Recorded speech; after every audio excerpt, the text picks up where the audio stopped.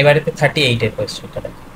38 এর কোয়েশ্চেনটাতে কি দিয়েছে দেখো না, একটা স্মল বার ম্যাগনেট যার ডাইপোল মোমেন্টের ভ্যালু বলে দেওয়া আছে কত এম। তাহলে এখানেতে এইটা হচ্ছে স্মল বার ম্যাগনেট যার ডাইপোল মোমেন্ট কত বলে দেওয়া আছে M.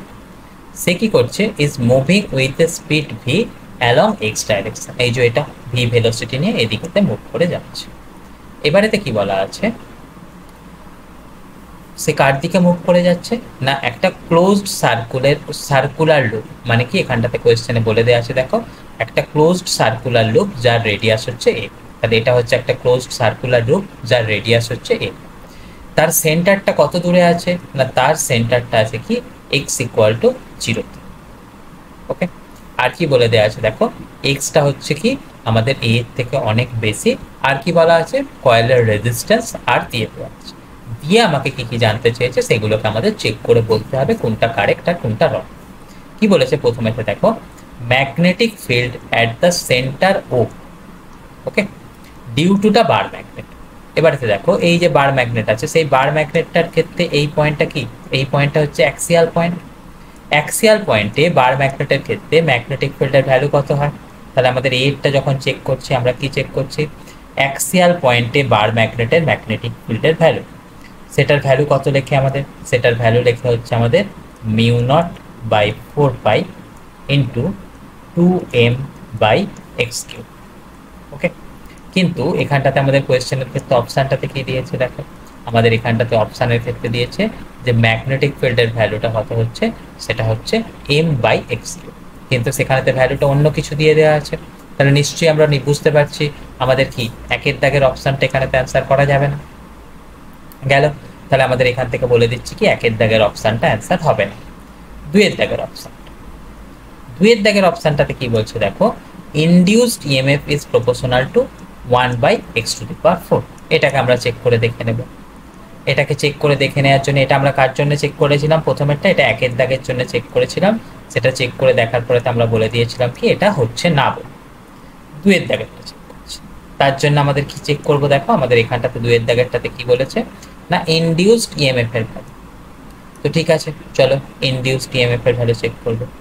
Induced EMF equal to কত লিখতে হয়, ইনডিউসড ইএমএফ ইকুয়াল টু লিখতে হয় কত, d∅/dt। আবার ফাই, ফাই মানে আমাদের কি জানা আছে, ফাই মানে আমাদের জানা আছে বি ইন্টু এরিয়া। এবারেতে দেখো বি এর ভ্যালুটা, বি এর ভ্যালুটার সময় আমাদের এখানটাতে কি লেখা আছে দেখো, বি এর ভ্যালুটার সময় এই ইকুয়েশন দেওয়া আছে। সেখান থেকে আমরা এটুকুনি আমাকে ঘুরিয়ে লিখতে পারবো দেখো, B is proportional two 1/x⁵। তাহলে আমাদের এই যে ইনডিউসড ইএমএফ এর কথা বলছি, সেই ইনডিউসড ইএমএফ এর সময়তে ভিতরের ক্ষেত্রে ইকুয়েশনটাতে কি লিখতে পারবো, is proportional to DDT of 1/x³ into area. সে যা কিছুই থাকুক, এরিয়াটার ভ্যালুটা তো আমাদের এখানটাতে কোনো কাজে লাগছে না।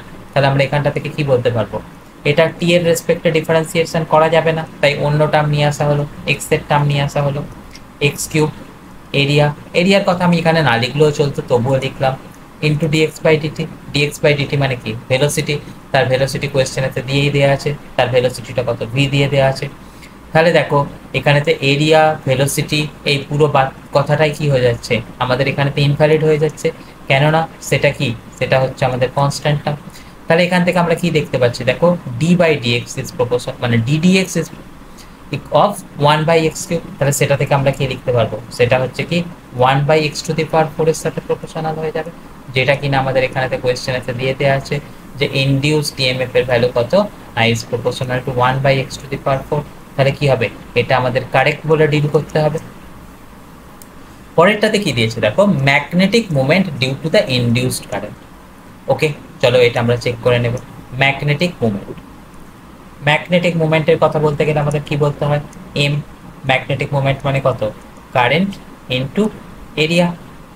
কারেন্ট, কারেন্ট মানে আমাদের কি বলতে হবে, কারেন্ট মানে আমাদের বলতে হবে কি EMF by resistance into area. EMF এর ভ্যালু আমরা কত দেখছিলাম দেখো, ইএমএফ এর ভ্যালু আমাদের এখান থেকে দেখেছিলাম কি ডিডিটি অফ বিএ, মানে কি সেখানেতেও একটা এরিয়ার টার্ম থাকছে, আবার একটা এরিয়ার টার্ম আসছে। তাহলে দেখো, তাহলে এখান থেকে আমরা নিশ্চয়ই বলতে পারবো ম্যাগনেটিক মুভমেন্ট সেটা কি হবে, দুটো এরিয়ার সাথে রিলেটেড হয়ে যাচ্ছে, মানে কি সেটা হয়ে যাবে কি এরিয়া স্কোয়ারের সাথে প্রপোর্শনাল হয়ে যাবে। এবারে তো দেখো এরিয়া মানে আমাদের কি জানা আছে, পাই এ স্কোয়ার, কেননা ওটা কি সার্কেলের এরিয়া। তাহলে সেখান থেকে আমরা কি লিখতে পারবো, it is proportional to A to the power 4। তাহলে দেখো এখানটাতে সেই অপশানে দিয়ে দেওয়া আছে, সেই অপশানটাতে কি বলছে, magnetic moment is proportional to A to the power 4। তাহলে কি এটাও কারেক্ট হয়ে যাচ্ছে। লাস্টে কি আসছে দেখো, হিট জেনারেশনের কথা বলছে। হিট জেনারেশনের কথা বললে সেটা সময় আমরা চেক করে দেখে নিই, চলো। হিট জেনারেশন কতখানি হতে পারে না, সেটা হচ্ছে আই স্কোয়ার আর আই।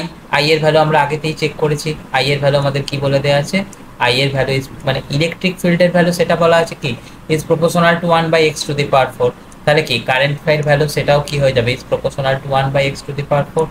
তাহলে সেখান থেকে আমরা কি লিখতে পারবো, heat is proportional to 1/x⁴ square, কেননা আই এর স্কোয়ার আছে, মানে কি সেটা আমরা কত লিখতে পারবো, 1/x⁸। তাহলে দেখো এখানটাতে অপশানটাতে কি আছে, অপশানটাতে আছে এটা 1/x⁶ এর সাথে প্রপোর্শনাল। তাহলে কি এই অপশানটাও আমাদের হবে না, রাইট। তাহলে এটার ক্ষেত্রে কারেক্ট কোনটা চলে এলো, বি এর দাগেরটা কারেক্ট চলে এলো, আর সি এর দাগেরটা কারেক্ট চলে এলো। তাই এটার ক্ষেত্রে আমাদের অ্যান্সার করার সময় আমরা কি করব, অ্যান্সার করার সময় আমাদের বি আর সি এটাকে কারেক্ট বলে ডিল করে দেবো।